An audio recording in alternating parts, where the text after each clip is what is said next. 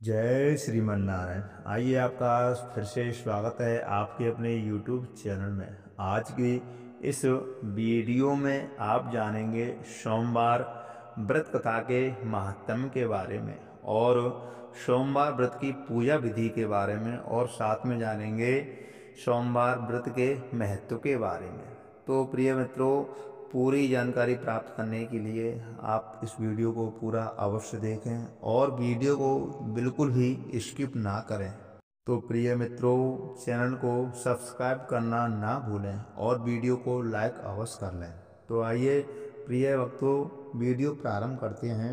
तो आइए प्रिय भक्तों, सबसे पहले बात करते हैं सोमवार व्रत के महात्म्य के बारे में। सोमवार व्रत चंद्रदेव और भगवान भोलेनाथ की अर्चना हेतु किया जाता है। इस व्रत को श्रद्धा पूर्वक करने से मानसिक कलेशों से छुटकारा मिलता है एवं सभी मनोकामनाएं पूर्ण होती हैं। यदि श्रावण के महीने में सोमवार का व्रत धारण किया जाए तो यह अधिक फलदायी सिद्ध होता है। वैसे यह व्रत चैत्र, श्रावण और कार्तिक मास में किया जाता है। इस व्रत में सोमवार के दिन उपवास रख कर के भगवान शंकर, माँ पार्वती की पूजा अर्चना करनी चाहिए तथा दिन में एक बार भोजन करना चाहिए।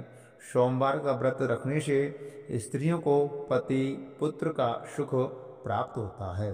भगवान शंकर की पूजा का श्रेष्ठ समय प्रातःकाल माना जाता है। अतः सोमवार के दिन प्रातःकाल ब्रह्म मुहूर्त में उठकर के नित्य कर्म से निवृत्त होकर के स्नान कर पूजन हेतु ध्यान करके भस्म धारण करके कुशाव के आसन पर बैठ जाएं। पूर्व या उत्तर दिशा की तरफ मुख कर लें। चौकी पर एक नया सफेद कपड़ा बिछाएं। उस पर तांबे पर खुदा सोमवार यंत्र और भगवान शिव की प्रतिमा या शिवलिंग की स्थापना करें। बेलपत्र, पुष्प, अक्षत, जल एवं दक्षिणा इत्यादि सामग्री अपने निकट रख लें। शिव पूजन विधान के पश्चात व्रत कथा पूर्ण करने के उपरांत भगवान शिव को भोग लगाकर के तुलसी के पौधे को अर्घ दें एवं दिन में एक समय ही भोजन करें। तो आइए प्रिय भक्तों, कथा प्रारंभ करते हैं। तो बोलेंगे शंकर भगवान की जय, उमापति महादेव की जय। एक साहूकार बहुत अमीर था। उसके पास धन की कोई कमी नहीं थी। साहूकार के पास सभी सुख और ऐश्वर्य के साधन थे, किंतु उसको एक ही दुख था कि उसकी कोई औलाद नहीं थी। दिन रात वह इसी चिंता में लगा रहता और वह पुत्र पाने के लिए हर सोमवार को भगवान चंद्रदेव व शिवजी की पूजा करता एवं व्रत रखता था। साहूकार की भोलेनाथ के प्रति ऐसी भक्ति देख करके एक बार माँ पार्वती जी ने भगवान शंकर से कहा, हे नाथ, ये साहूकार आपका अनन्य भक्त है और सदैव ही आपका व्रत और पूजा भक्ति भाव से किया करता है।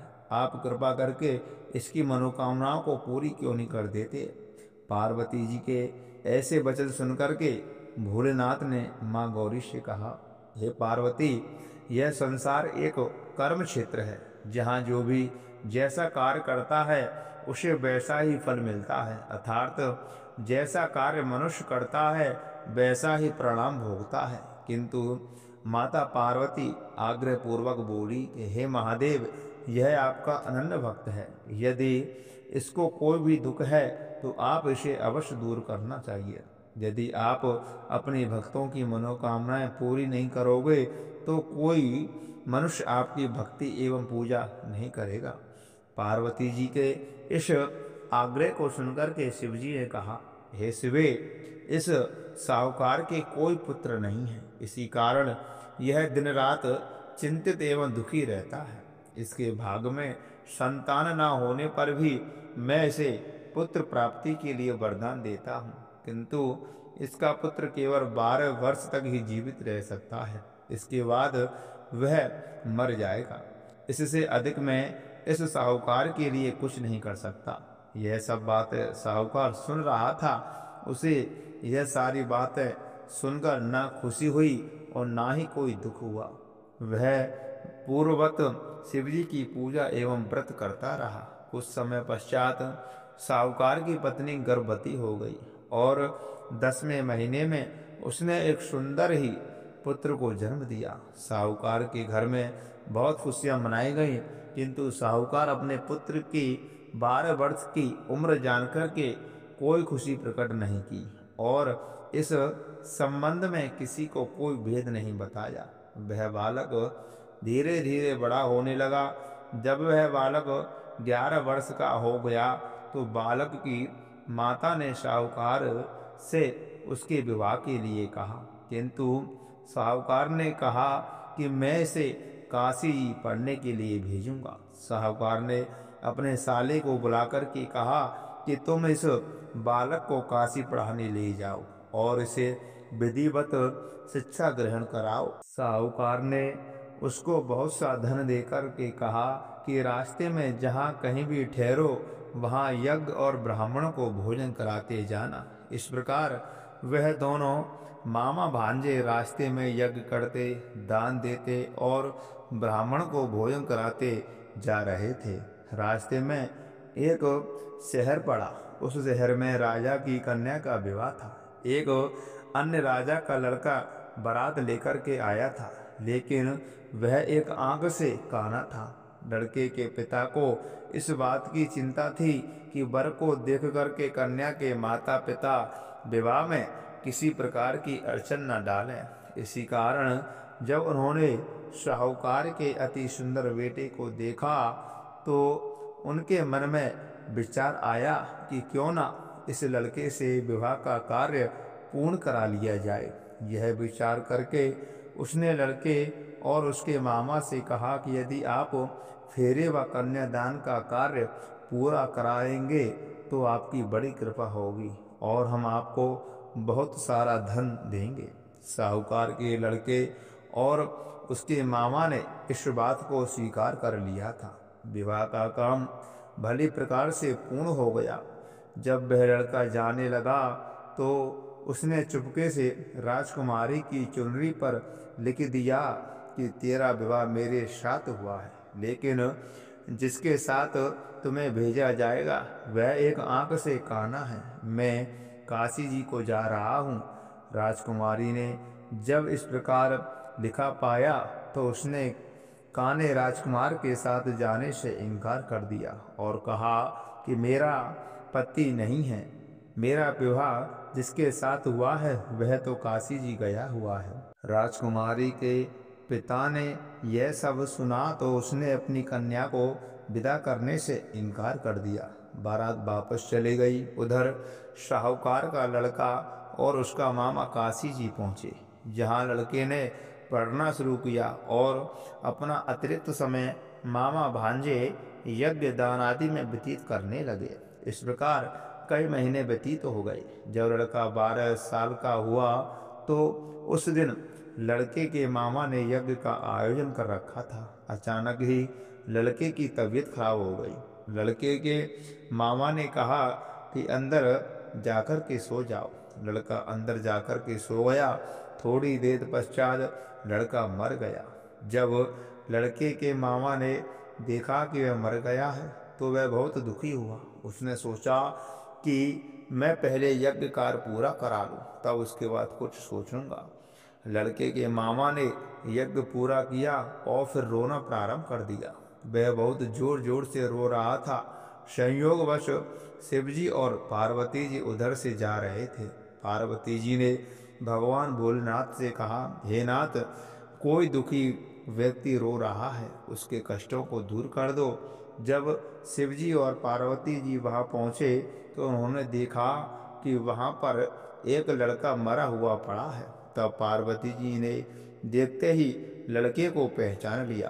पार्वती जी ने लड़के के मरने का कारण पूछा तो भोलेनाथ ने बताया, हे गौरी, इस लड़के की आयु इतनी ही थी, ये अपनी आयु पूरी कर चुका है।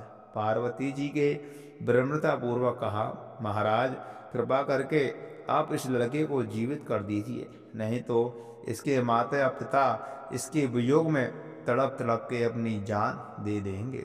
माता पार्वती की बात सुनकर के शिवजी ने लड़के को पुनः जीवित कर दिया। शिव जी की कृपा से लड़का जीवित हो गया। शिव शंकर की कृपा से लड़का जीवित हो गया। शिव शंकर व पार्वती जी शिव धाम को चले गए। शिक्षा पूरी होने पर लड़का और उसका मामा पहले की तरह यज्ञ करते, ब्राह्मण को भोजन तथा दक्षिणा देते हुए अपने घर की ओर चले दिए।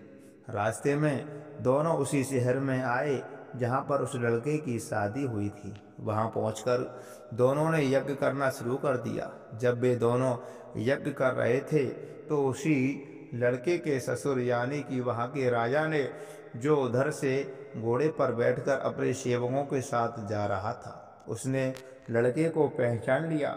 राजा ने महल में ले जाकर के दोनों की खूब सेवा की। कुछ समय राजा के महल में रहने के बाद लड़के ने राजा से जाने की आज्ञा मांगी। राजा ने अपनी लड़की को लड़के के साथ विदा किया और साथ में बहुत सा धन एवं दास दासियों को भी भेजा। जब वे अपने शहर में आए तो लड़के के मामा ने कहा, पहले मैं तुम्हारे माता पिता को तुम्हारे आने की खबर देता हूँ, तब तक तुम पत्नी सहित यहाँ आराम करो। ऐसा कह करके लड़के का मामा साहूकार को अपने पुत्र के आने की खबर देने को चला गया। घर जाकर उसने देखा कि उसके बहन और बहनोई छत पर बैठे हुए हैं और उन्होंने यह प्रण कर रखा है कि यदि उनका बेटा जीवित लौट आया तो वह छत से नीचे उतर जाएंगे, नहीं तो छत से कूद करके अपने प्राण त्याग देंगे। लड़के के मामा ने जब यह समाचार उन्हें सुनाया कि उनका लड़का जीवित लौट आया है तो उन्हें विश्वास नहीं हुआ। तब लड़के के मामा ने शपथ खाकर के कहा कि आपका पुत्र अपनी स्त्री और बहुत से धन और दास दासियों सहित घर आया है।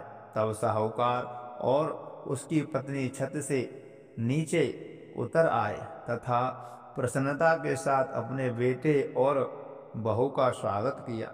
सभी प्रसन्नता के साथ रहने लगे। इस प्रकार भक्ति भाव से जो भी प्राणी सोमवार के व्रत का पालन करता है तथा प्रेम पूर्वक इस कथा को सुनता है तो उसके सभी कष्ट दूर होते हैं, सारी मनोकामनाएं पूर्ण होती हैं और इस लोक में सभी सुख सुविधाओं को भोग करके अंत में उसे शिवलोक की प्राप्ति होती है। इस प्रकार सोमवार के व्रत को 16 सोमवार तक करें, फिर उद्यापन करें। इस व्रत के प्रभाव से मानवों को सभी प्रकार के सुखों की प्राप्ति होती है। तो मित्रों, ये रही सोमवार व्रत की कथा। आइए अब बात करते हैं सोमवार व्रत के महत्व के बारे में। इस व्रत के बारे में कहा गया है कि ग्रहण आदि में जप, ध्यान, हवन, उपासना, दान आदि सत्कर्म करने से जो फल मिलता है वही फल सोमवार के व्रत से मिलता है। श्रावण में केदारनाथ का ब्रह्म पूजन से दर्शन, अर्चन तथा केदार क्षेत्र में निवास का विशेष महत्व होता है। इससे भगवान शंकर की प्रसन्नता और शिव की कृपा प्राप्त होती है। यही लाभ सोमवार के व्रत से भी मिलता है। तो प्रिय मित्रों, ये रही इस वीडियो की संपूर्ण जानकारी। तो मैं आशा करता हूँ यह जानकारी आपको बहुत अच्छी लगी होगी। तो कृपा करके इस वीडियो को लाइक करना ना भूलें और आपने अभी तक हमारे चैनल को सब्सक्राइब नहीं किया है तो सब्सक्राइब अवश्य कर लें और कमेंट बॉक्स में शंकर भगवान की जय अवश्य लिखें। जय श्री राधे, जय श्री कृष्णा, हर हर महादेव।